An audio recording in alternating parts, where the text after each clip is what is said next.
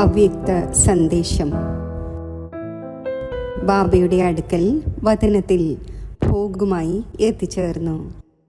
ഇന്ന് ബാബയുടെ അടുത്തേക്ക് വചനത്തിൽ പോയപ്പോൾ ബാബയെ വിശേഷിച്ച് മേഘങ്ങൾക്കിടയിൽ ഫരിസ്തയുടെ രൂപത്തിൽ കണ്ടു. ബാബയിൽ ശിവ് ബാബയുടെ ലൈറ്റ് വരുന്നുണ്ടായിരുന്നു. അതിനോടൊപ്പം വചനത്തിൽ ഇന്ന് വിശേഷിച്ച് ബാബയുടെ കുട്ടികൾ ഫരിസ്തകളുടെ രൂപത്തിൽ കാണപ്പെടുന്നുണ്ടായിരുന്നു.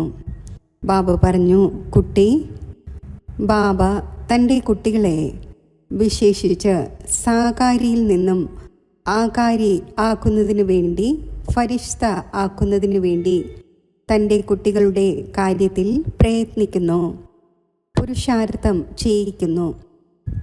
അനേകം പ്രകാരത്തിലുള്ള യുക്തികൾ ബാബ കുട്ടികൾക്ക് നൽകുന്നു.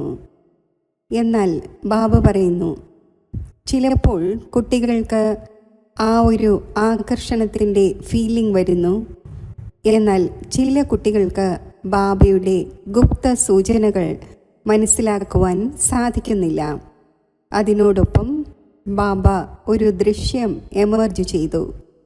ആ ദൃശ്യം ഒരു ഇലക്ട്രിക് കറണ്ടിൻ്റേതായിരുന്നു. ചിലർ നനഞ്ഞ കൈകൊണ്ട് അതിനെ ടച്ച് ചെയ്യുന്നു. ടച്ച് ചെയ്യുമ്പോൾ തന്നെ ദൂരെയാകുന്നു, അവർക്ക് കറണ്ട് അടിക്കുന്നു.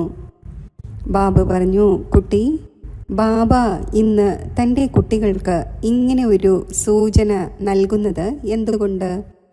ഞാൻ ബാബയോട് പറഞ്ഞു, ഇതിൻ്റെ രഹസ്യം എനിക്കും മനസ്സിലാക്കുവാൻ സാധിക്കുന്നില്ല.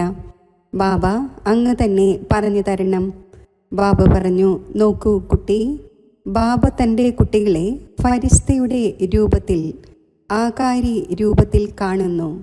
ബാബ പറഞ്ഞു, അന്തിമ സമയം ആകുമ്പോൾ ചില കുട്ടികൾക്ക് ടച്ചിങ്ങും ഉണ്ടാകും, ആകർഷണവും ഉണ്ടാകും. ചില കുട്ടികൾക്ക് ചിലപ്പോൾ ഏതെങ്കിലും പരിതസ്ഥിതിയുടെയോ പ്രശ്നത്തിൻ്റെയോ ഷോക്കേൽക്കും, കറണ്ടടിക്കും. ബാബ പറഞ്ഞു, ചില കുട്ടികൾ ബാബയിൽ നിന്നും ദൂരെയായി പോവുകയും ചെയ്യും. ചില കുട്ടികൾ ബാബയുടെ വളരെയധികം സാമീപ്യം അനുഭവിക്കുകയും ചെയ്യും. ബാബ പറഞ്ഞു, ഏതുപോലെ ഓർമ്മ ആകർഷണത്തിൻ്റെ അനുഭവം ഉണ്ടാക്കുന്നുവോ അതേപോലെ മായയുടെയും അനേകം രൂപങ്ങളുണ്ട്. ആ രൂപങ്ങളെ കുട്ടികൾക്ക് പൂർണ്ണമായും മനസ്സിലാക്കുവാൻ സാധിക്കുന്നില്ല. അപ്പോൾ ഇടയ്ക്ക് അതിന് വശപ്പെട്ടു പോകുന്നു.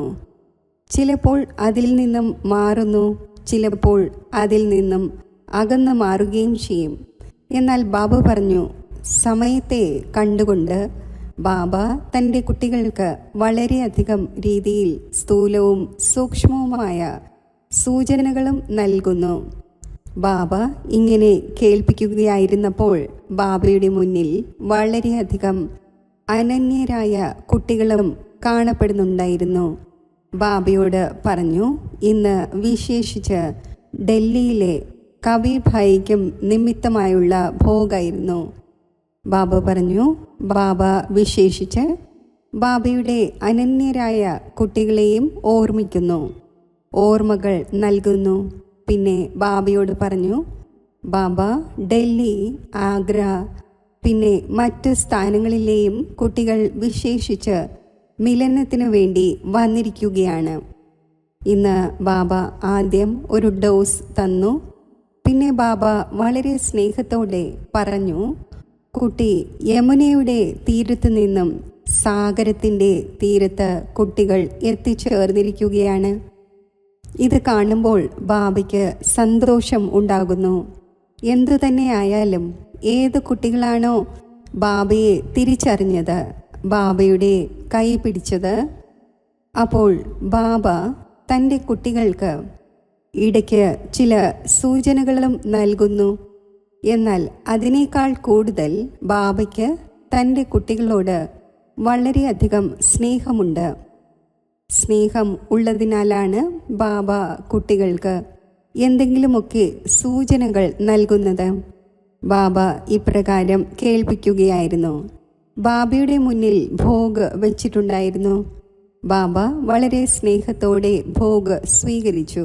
അന്യ ആത്മാക്കളെയും ഭോഗ് സ്വീകരിപ്പിച്ചു.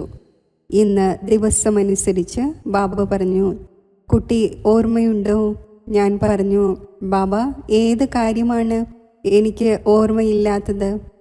ഇന്ന് തീയതി 12-ാം മാസമാണ്, 12-ാം ദിവസമാണ്, വർഷം 24 അപ്പോൾ എത്ര 24ആയി? ഡബിൾ 24ആയി. ബാബ പറഞ്ഞു, അതേപോലെ 16 കല സമ്പൂർണമാകണം. അതിൻ്റെ ഡബിൾ ആകുമ്പോൾ 32 ആകും. ബാബ പറഞ്ഞു, ബാബ ദിവസമനുസരിച്ചല്ല, എന്നാൽ തൻ്റെ കുട്ടികളെ സമ്പൂർണ്ണ രൂപത്തിൽ നോക്കുന്നു, കാണുവാനും ആഗ്രഹിക്കുന്നു. ബാബ പറഞ്ഞു, വർഷത്തിൻ്റെ അവസാനം വന്നെത്തിയിരിക്കുകയാണ്. അതിനാൽ ഇന്നത്തെ സദ്ഗുരുവാറിൻ്റെ തീയതി ഇപ്രകാരം ബാബയുടെ മുന്നിൽ എമർജ് ആവുകയാണ്. പിന്നെ ബാബ വളരെ സ്നേഹത്തോടെ ഭോഗ് സ്വീകരിച്ചു. പിന്നെ നമ്മുടെ ടീച്ചേഴ്സ് സഹോദരിമാർക്കും സഹോദരന്മാർക്കും വളരെയധികം ഹൃദയത്തിൽ നിന്നുള്ള സ്നേഹസ്മരണകൾ നൽകി.